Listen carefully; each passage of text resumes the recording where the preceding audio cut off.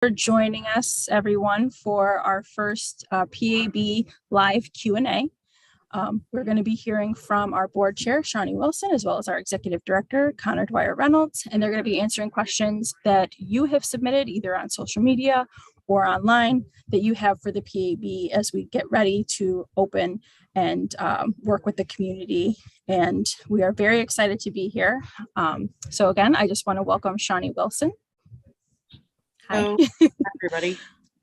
Connor will be with us in about 10 minutes, but we're not going to keep anybody waiting. We are going to dive right into some of the questions. This is the first Q&A, like I said, and what we will be doing is planning for another one in May, so the second Tuesday of May, and we'll be sharing more information about that. And our goal is to create more transparency and also, like I said, answer your questions and give the community an avenue to ask us directly their questions about the PAB. Okay. So we're going to just, like I said, jump right in. So we got actually probably about 25 questions. We are still accepting more. So if you want to submit some either on Twitter or on Facebook where this is live streaming, please feel free and we will try to get to those. If we don't get to your question during this live stream, we are, like I said, going to have another and we will try to fit them in there as well. So what our first question for Shawnee is, what law enforcement experience and first responder experience does the board have? So as far as law enforcement experience, there are no law enforcement experienced people on our board because that's against our charter. So that the referendum that the citizens of Rochester voted for. So we do not have those on there.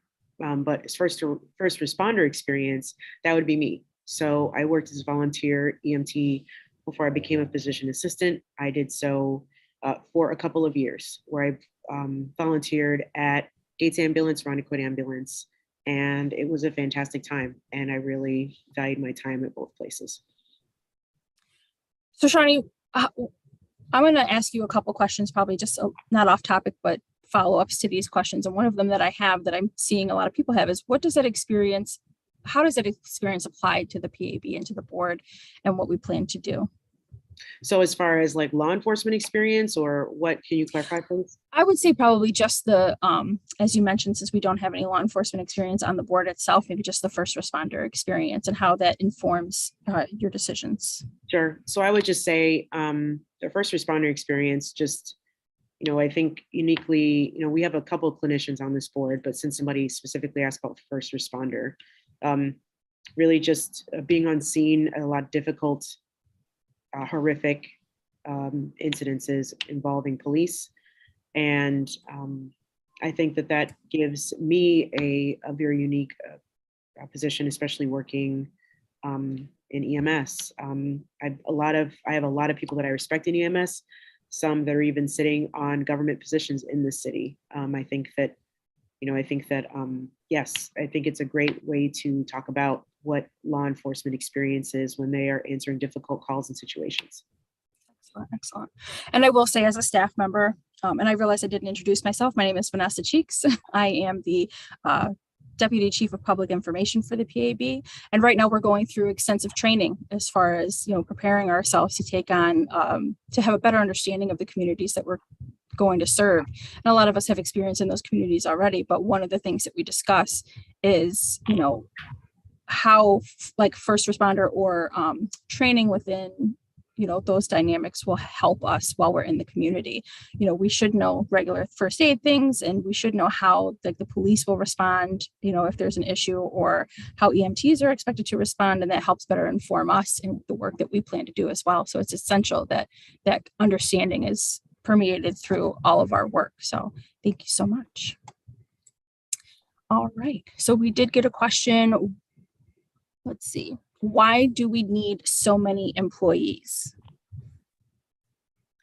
Well, I wish I could be, I won't be snarky. I'll just be, I mean, so we need employees because it takes employees to help us to run the Police Accountability Board. It is not just 9 people that are supposed to be doing the work of providing oversight to the Rochester Police Department.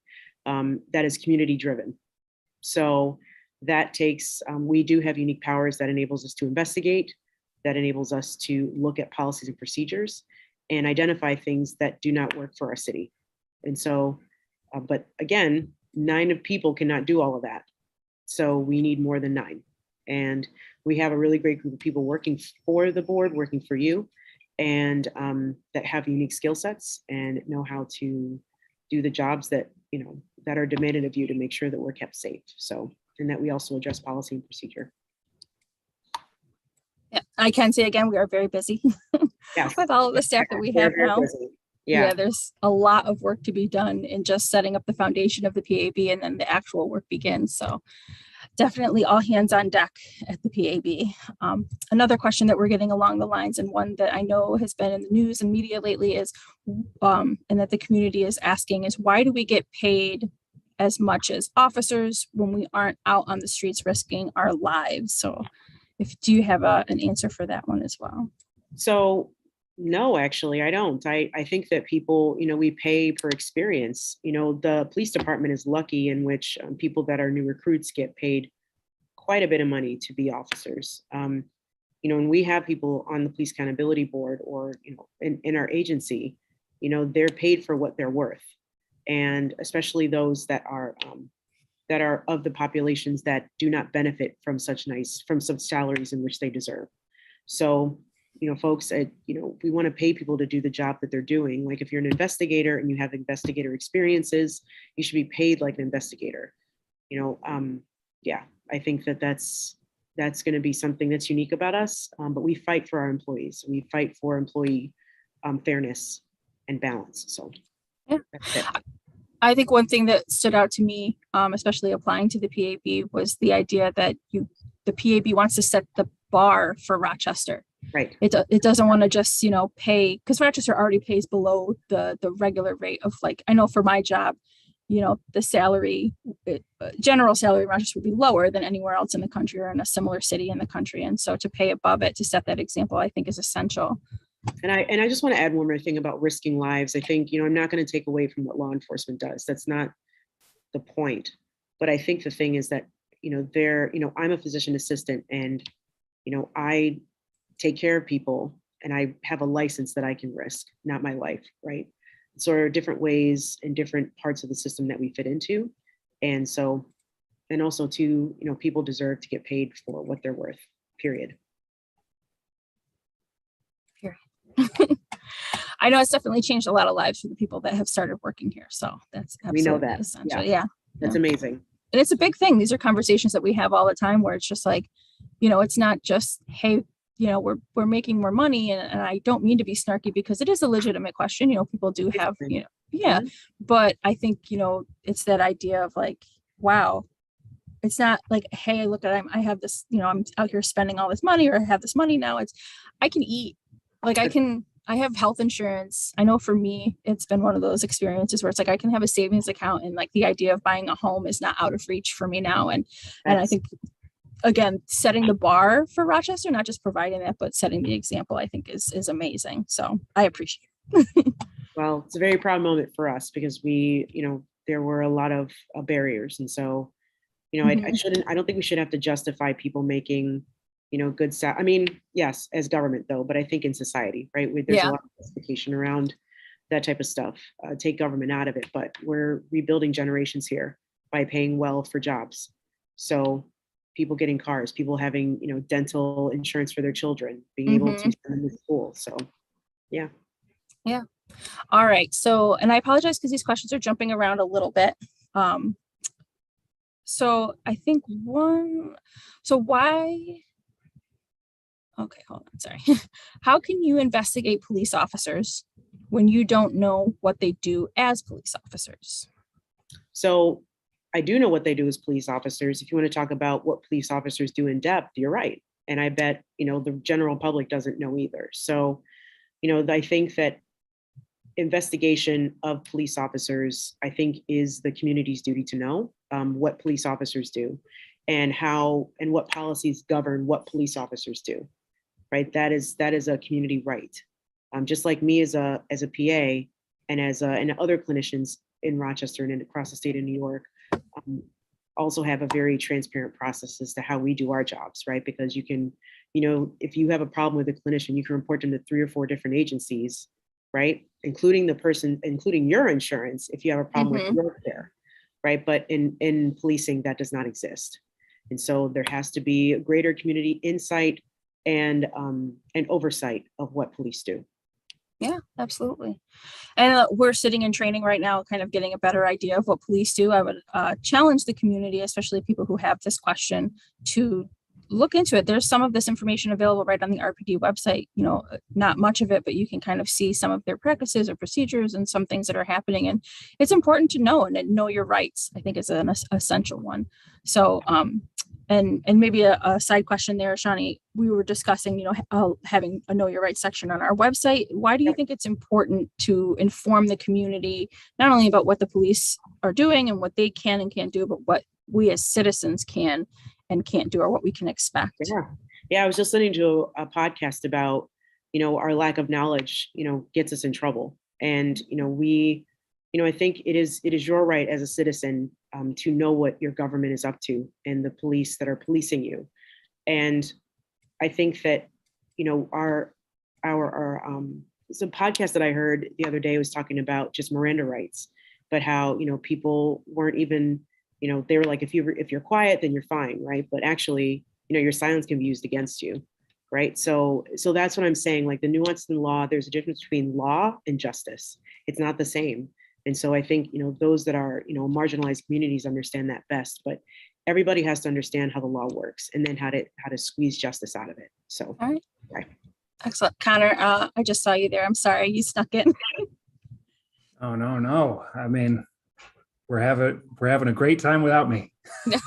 I'm so happy to be here for folks watching. But thank you, Vanessa, for putting this together. And I'm just so happy to be here with Shani. Folks need to see and need to realize that this board runs the game here, and the staff are here to execute the board's vision.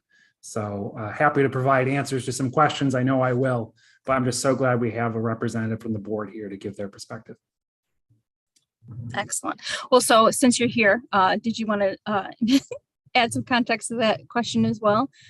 If you missed it, it was how can the PAB investigate police officers when we don't know what they do as police officers? Yeah, I mean, that it is in part our job as the staff to provide as much education and context as possible around these decisions. But what I will say is it's kind of the question of democracy, right?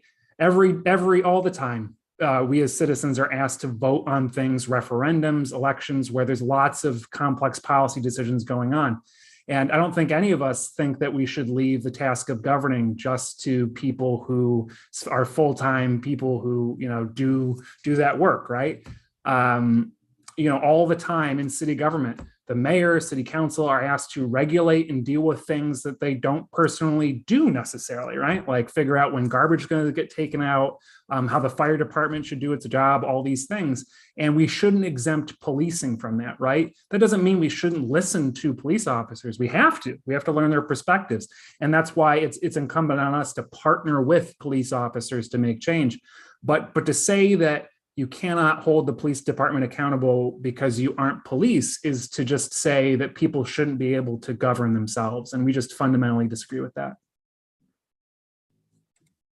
Excellent, thank you. And so another follow-up question to that, one of our, I was going to say viewers, but one of our community members asked, if everyone we hire to investigate police officers must be trained on the basics of what police do, why would they be better in reviewing these complex policing policies than actual experienced police officers? So Connor, if you want to start with that answer. Sure. It's about a real conflict of interest, right? There's that old quote, who watches the watchman, right? And the idea is that you can't have people police themselves, right? And I'm a lawyer, and right now the legal profession is policed by lawyers. If you have a problem with a lawyer, you have to file a complaint with a committee of lawyers who deals with problems, right? For example, the former law department head who was involved in the cover-up of Daniel Prude, to complain about their behavior, people submitted complaints to a panel of lawyers. And the lawyers said that that attorney did nothing wrong, right? And that's in part because people are, when you're deeply infused within a world, within a culture, it can be hard to see things clearly. That's not to say that police officers are bad people or can't make good decisions. What's to say is that when we talk about the most important decisions government makes, who the law gets enforced against and how the law gets enforced, we have to take a special care to make sure that the mistakes potentially made with that immense power are reviewed by community members who can trust in the process, right? That's what the PAB was created to do, was create trust in this process. And so, again, it comes down to the question of, do you trust people, everyday people, your neighbors, your friends, to govern themselves? We at PAB do. All right. And Shawnee, if you wanted to weigh in on that same question. So two things. I think I really want to really challenge the narrative that the community can't possibly understand police policy and procedure.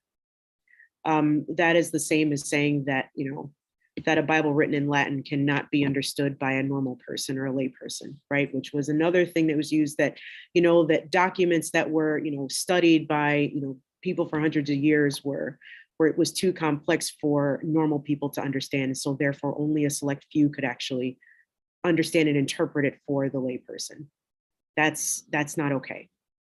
And then, the second thing is, if, we're going to continue to get these questions, and I get it, but I'm just going to start redirecting people back to the community and have them ask the community in general why they chose to write the law the way that they did, because this is really something that they literally collectively wrote. So if you want to know why we are structured the way we are, you need to turn back and ask your neighbor, ask your friend, ask the people who actually voted for this thing, campaigned and lobbied for years for this to happen. All right, excellent. Okay, so kind of along those same lines, and Shawnee, we can start with you for this one, is how does the PAB plan to change how or if officers are punished when they're involved in crimes outside of uniform, and what impact would the PAB have in those cases? So I know we're looking at out of uniform, I think is a little bit more specific, and I can't really touch on that because I don't think we've even gotten there yet with our disciplinary matrix. But as far as I can talk about the different types of justices that we're looking into, one of the things that we're really talking about is restorative justice, and making sure that discipline looks very different.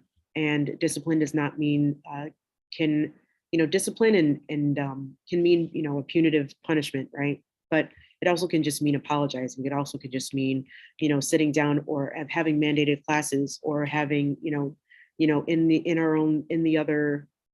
the other half lives types of conversations. But those are things that we are also tasked with doing. So I guess I would just answer that by saying that all the things that we investigate that come under the disciplinary matrix will be under the disciplinary matrix if it includes uniformed and ununiformed officers. When it comes to justice, though, there are a lot of different ways that we're going to approach it, because that's what you all asked for us to do. Yeah, absolutely. And I think to your point, Shawnee, it's people are looking for that accountability in the PAB, whether it's on duty or off duty. So, and Connor, go ahead. Do you have a response to that question? No, just that we really respect, all public employees' rights to privacy and to do things on their own time. But there are rules and regulations that the police department has about, personal associations that might not reflect appropriately on the department. Things like that. And so PAB is responsible for investigating violations of departmental policies and procedures. And so those are absolutely things that we can and will look at, while again, respecting officers' rights to personal time and privacy. All right. And Connor, this one I think is for you, specifically because it has your name on it. Why didn't the PAB respond to all the applicants who applied for jobs? Yes. Oh my gosh. Okay. So PAB listed its first jobs back in October 2021. We ended up getting close to 1,000 applications. When we first listed those jobs, PAB had 3 employees. In addition to doing all the things like running the agency, building up the agency, we had to start sifting through some of those. What's important to realize is that PAB did not receive all of those 1,000 applications. We only received resumes from people who fully got through the city's minimum qualification screening process. People have to understand that for many of our positions, in some cases, 90% of the applications, PAB did not see, okay? That's the way that the city hires, is that they screen out minimum qualifications and then send along, right? So I believe, and I can't, but at least a very significant chunk of people who applied for a PAB, I don't even know their names. That's city policy, okay? That's not PAB policy, it's city policy. We've asked differently, it's the city's process. We got to respect that process. What it also means is that we can't have contact with a bunch of people who applied at PAB. Now, I'm still hoping that we can get the full list of at least email addresses of people so we can send out a message personally. I hate the fact that lots of PAB people who applied to PAB have been left in the dark. That is not the way I would run government. It is the system that we're working within. And right now, if anyone wants to have a clear update on the status of their application, you still have to contact the city's human resource department, okay? HR@cityofrochester.gov. And again, I want to take accountability and responsibility for the fact that when we launched this application process, we did not realize that so many people would end up being left in the dark thanks to these policies and practices. And so my apologies to the person who wrote that question and to every single person who's applied for a job at PAB. What I will say is the board's taken this very seriously and fought to address this by changing the minimum qualifications for our positions so that people will not get screened out, okay? PAB had a very major victory with this last week. All investigations related positions moving forward, you don't have to have a high school degree for. You don't have to have a high school degree for. That's remarkable. There's very few positions in city government where you don't have to have those kind of qualifications. And PAB knows that we're going to have a more equitable, inclusive hiring process because of it. So again, my apologies, but the board is doing what it can to address this situation. And so a follow-up to that, Connor, if these positions now don't require a high school degree, what does that do for the community? Like, what benefit is that for the community? So I'll give you an example. When we first, some of our jobs that ended up requiring college degrees, 90% of the people were getting screened out for minimum qualifications. And we were able to figure out who some of these people were because they would, call us or something. And we'd look at them and they'd say, these people are phenomenal. They have the experience they want. We have the talent they want. They have the mission orientation they want. All they don't have is a formal college degree, and guess what? A bunch of these people were Black and brown people right from here in Rochester, okay? There's a lot of research that shows that minimum qualifications that are just degree-based are disproportionately exclude Black and brown people, immigrant communities as well. Lots of other communities get excluded by these things. And so by removing these kind of degree-based minimum qualifications, we're making it easier for folks who are from our community, who reflect our community, who are qualified from our community to get good paying jobs at PAB. And so this is what this board has prioritized, is fighting to change city rules just for this. All right, excellent. Thank you very much. And so I actually want to stick with, sorry, I have an Excel sheet here and it's really not the most conducive to. All right. So one of the questions to stick with the staffing questions is, and this again might be for Connor, are we planning on hiring for more positions, or are there current positions open that people can apply for? Yes, we are hiring for more positions. The city's Civil Service Commission just approved of the final wave of big wave of PAB hiring. So we're going to be having 20 some odd positions open up very soon. And we will obviously let the public know about that. We just had an opening that I think closed recently for a clerk position, like an entry-level position at PAB. We got a bunch of applications for that. So please keep your eyes peeled. We are not done hiring at PAB. We still want people to, particularly if you have work in administrative, entry-level positions, you're fresh out of college, or just spent a few years out of high school, and you're interested in looking at policy, practice, procedure, or interviewing people who may have experienced misconduct. please, we are very excited to open our doors for more positions for people from this community. Excellent.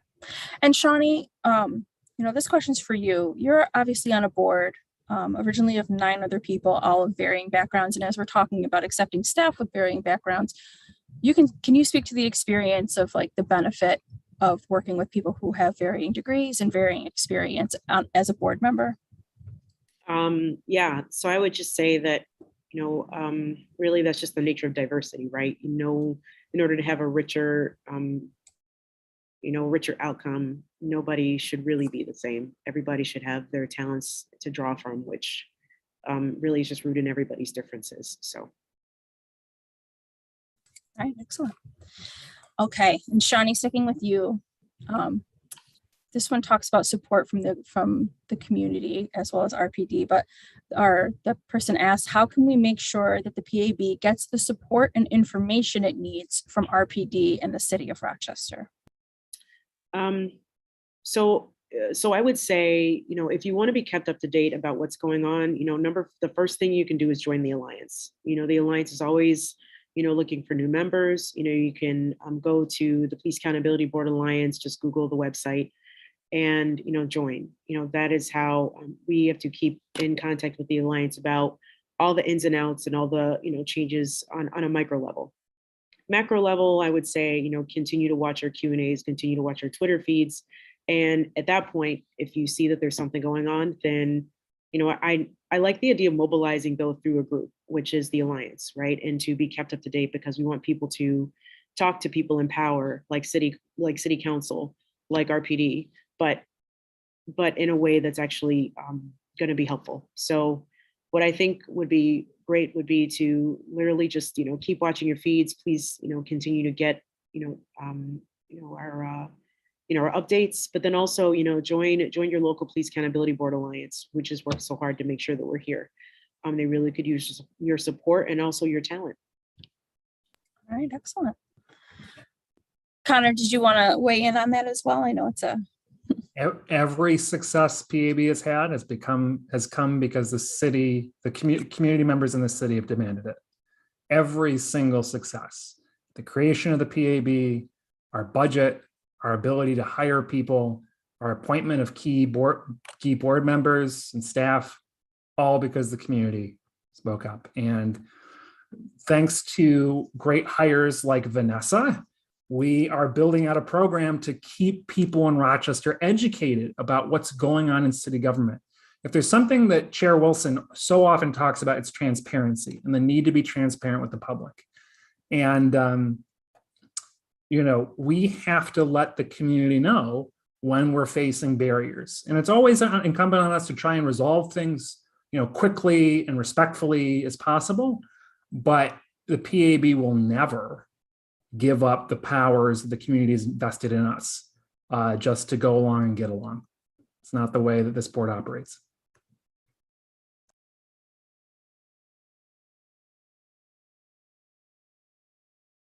You're muted, Vanessa. 2 years of Zoom, and I still have yet to learn that mute is an issue.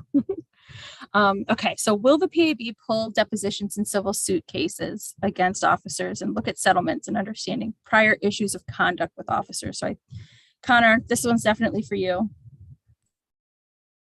So the question here is, when PAB is conducting investigations into potential wrongdoing, are we only going to look at, information from the city itself, or are we going to look into potential lawsuits filed against officers? I think that it's incumbent on PAB to look at the whole picture, gather as much information as possible. And so we have staff who are able to conduct research like this. And so our hope is to get as much information as possible, and hopefully not just on a case-by-case basis, but in a systemic way. So I think something the board would really love to know is, what's the list of lawsuits filed against the city over police misconduct in the last 10, 15 years? Who were the plaintiffs? Who were the defendants? What were the claims? That is something very, very important to PAB. And I'll just use this as a point to say, it's not just claims of police misconduct against community members, it's claims of misconduct against other officers in the department. right? Something that people really don't often see about PAB is we are here to address misconduct against police officers, sexual harassment, racial discrimination against cops. That is bad, should not happen. And it's our responsibility to look into and fight it too. And so that's why lawsuits are important, because that's one way that people learn about those specific kinds of interdepartmental misconduct. And yeah. All right, so this next one actually is along those same lines that we got from social media. And we'll start with Shawnee on this, but it says, can you explain what would qualify as an appropriate thing to report police for doing? And basically the question is, what is misconduct? What does that look like to the PAB? And what should the community be on the lookout for? That's a great question. So, while we are still, working on our matrix and actually determining what that looks like on, on the micro level, like I said, I think that, I would say, people have different levels of discomfort and people have different levels of experiences. And if your experience with an officer, as you interpret, is not pleasant, then you should report it. And if you have a policy question, if you have a procedure question, you should report it. And remember, these are questions that you as the community wanted to know, or else we would not exist, or else this law would not exist. So if you have questions, right, because remember, we're educating people about the law anyway. RPD should be happy to partner with us in that regard, right? So, if you've got questions about how you're being treated, or you were treated in a manner that was not professional in your eyes, then you need to report it. All right, Connor. Perfect. You're just gonna opt out. I can't say it any better than that. If you see something, say something, err on the side of filing a report. The worst thing that happens is you find out that it was legal and okay. All right. And hey, if you see something that, is really, really working, let us know too. It might help. If there's some officer who is doing everything right in your community and they are just what policing should look like in Rochester, let us know. Let us know. We want to know where we can go to. We want to hold up things that are going right, because that's going to help us build the system that works, right? PAB's job is not to tear down something and just leave us, desperate for support. It's to figure out what's a system that works for everybody. And we can get that by knowing what's going wrong and what's going right. All right. And then this one might be a tough one and it's a little off the books, but what do you guys think the RPD's role is in identifying its own misconduct?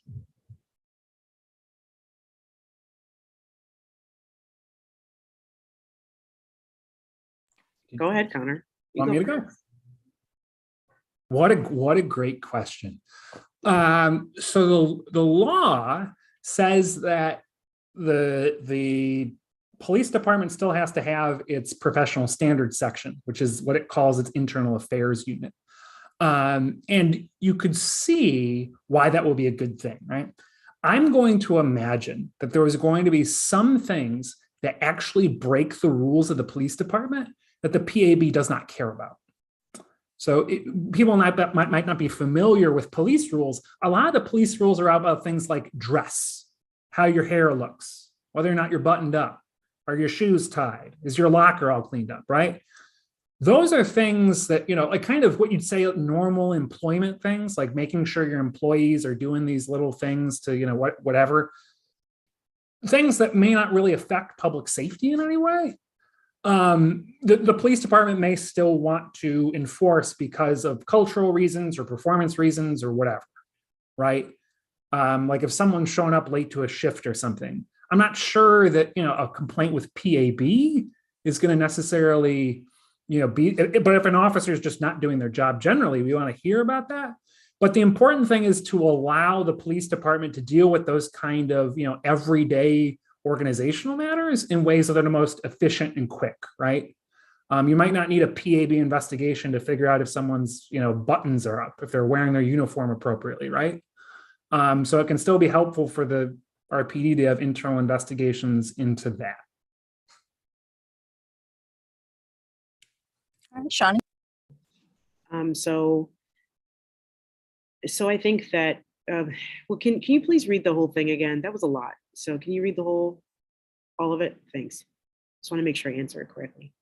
Go ahead. Sorry, let me just bounce around here because my screen is being ridiculous. All right, so the original question was, can you explain what would qualify as an appropriate thing to report for police misconduct and what is misconduct? And then I followed that up with, what would the RPD's role look like in identifying its own misconduct? Right. So, we talk about policing being a system and that there needs to be checks and balances in the system like every other, supposed thing that we have here, right? Where these big institutions like medicine, Connor talked about being a lawyer, like in law, right?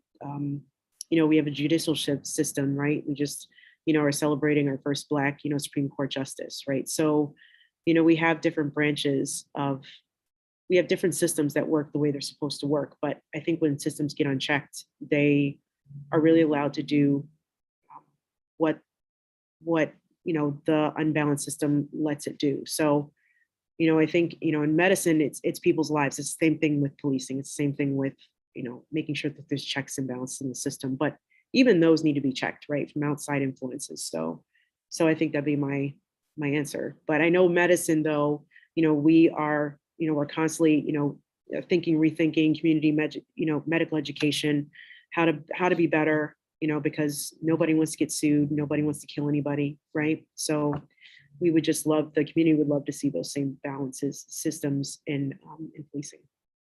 Vanessa, I'm really glad that Chair Wilson asked to restate the question because now I heard it right for the first time. And I think I missed a little bit. The role of RPD investigating their own. Here's something that imagine, I'm sure many people watching, you work in a business, you work in a big organization. Oftentimes, the people at the top, you probably don't think are doing things right. Has anyone ever worked in a work environment where you knew someone did something really wrong, but because they're friends with someone in brass, they don't get punished, it doesn't get addressed? Police organizations are not immune from this, right? They're not immune. There are people in RPD who may see something going wrong, and because of politics, it's not getting addressed. We need to move past politics towards justice.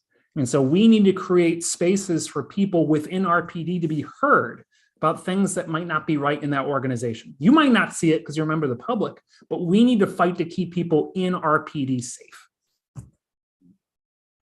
Excellent. Okay, so I know this went by quickly, but we're coming up on our last question. It's a very controversial one, or at least one that caused a lot of chatter on social media, which is where the question came from. And you can both feel free to answer. We'll start with Connor, but the question was, how do you justify, and Connor, you can correct me if these numbers are incorrect, but $29,000 a month for rent and 19,000 square feet for an office space for the PAB? Happy to talk about this because there's a lot of misinformation about our office space. So right after our budget passed in May or June of 2021, the first thing PAB did was look for office space. Yes, our budget included money for office space, hundreds of thousands of dollars, but our priority was, if we can save taxpayers money, let's do it. So our first question was to the city, which has thousands of employees, lots of buildings. Hey, is there any place where we can fit PAB? And the answer was no. People really have to understand that. At the present moment, there's no place to house PAB. Now, you might think PAB doesn't need a lot of space. You maybe 5,000 square feet or something. PAB has 60 employees who have to do a bunch of things. Essentially, we'd have to look like a prosecutor's office. We have to interview people, house evidence, assess evidence. You have to have segregated spaces for interview rooms. We have to hold public meetings. We have to do a lot of public meetings, not just a few. We have to do press conferences, and we have to have a very secure space because our work is deeply controversial, and a very accessible place so that people can actually know where to go when they need help, right? And most importantly, we needed space that we could move into pretty quickly. If any of you have worked in government or worked with moves of corporate moves, they can take years to get space renovated or appropriated, right? So our hope with the city was that they could renovate space, find space for us, which the Evans administration is doing. They're looking to find existing space or renovate new space so that in the long term, PAB can be housed in city facilities. We want that. But in the present moment, there just isn't any space within this city for us. And so the place that we found in downtown, the old B&C building, what people don't know is those rent figures include equipment, right? The space is fully furnished, which means that PAB doesn't have to buy desks, chairs, tables, everything for 60 people. And that's a big savings, huge savings, right? But it's rolled up into the rent cost. And it's a 2-year lease agreement, right? PAB is not going to be there forever in all likelihood, right? It's a place where we can get our operations open quickly.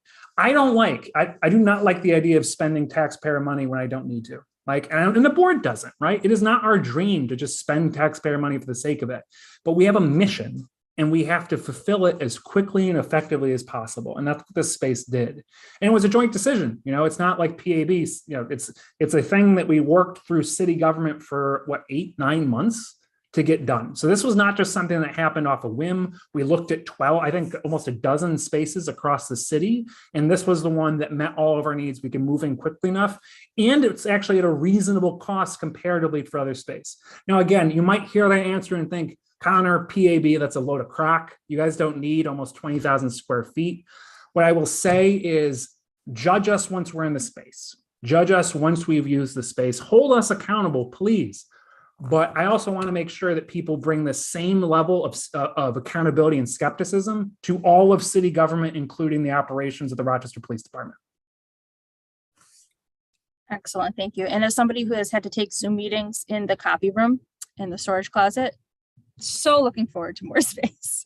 Yeah, I really can't say, we have shifts now because we don't have enough space for the people. We can maybe fit 8 people in our current offices. So we have to have people work from home, not because they want to, but because we can't squeeze enough people in our current space. And that's not appropriate for city government to have people working like that. It's frankly shameful.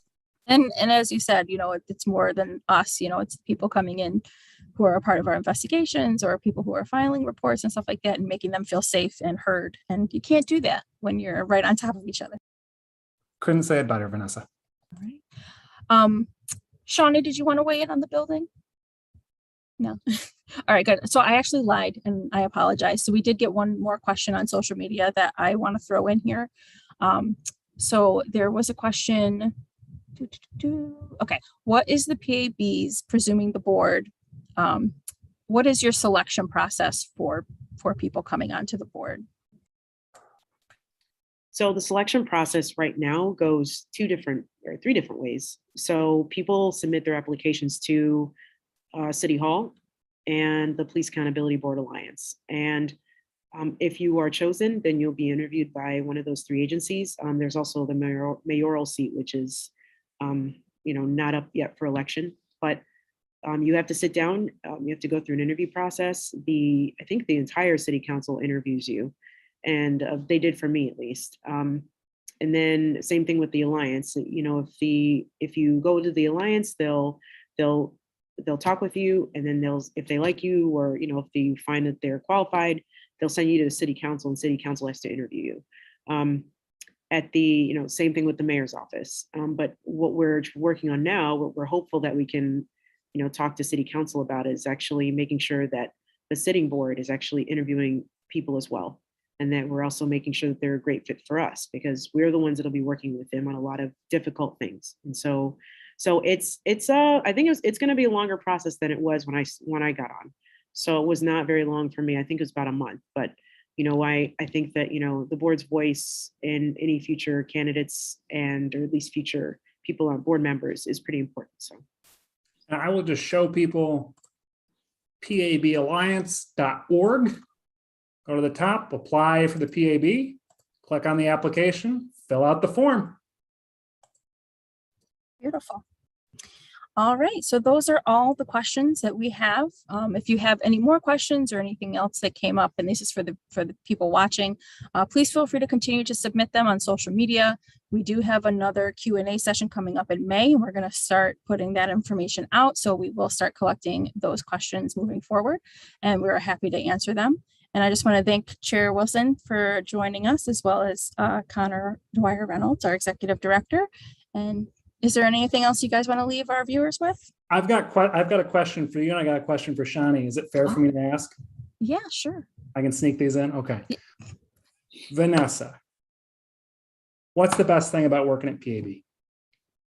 Oh, there's so many things, and I know that sounds cheesy, but I think, especially as we're going through our training now, these next few weeks, it's the commitment to making sure that the staff knows what we're talking about, and has a good solid footing on what the community is asking us to do, but also the commitment to knowing each other. We're going to be working very closely, especially within departments. And it's important that we have an understanding of where each person has come from and their lived experiences and how that informs the way that they're going to do their work moving forward. And I think that makes us a more cohesive unit. And I don't think I've ever worked in a place that has valued my lived experience.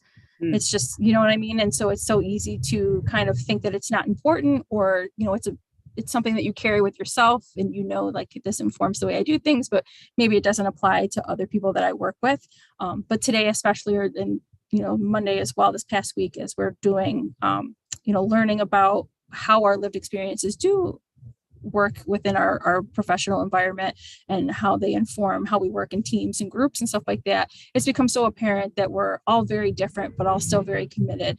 And it's just it's a beautiful tapestry of the community at large. And I think that to me is just one of the best things ever.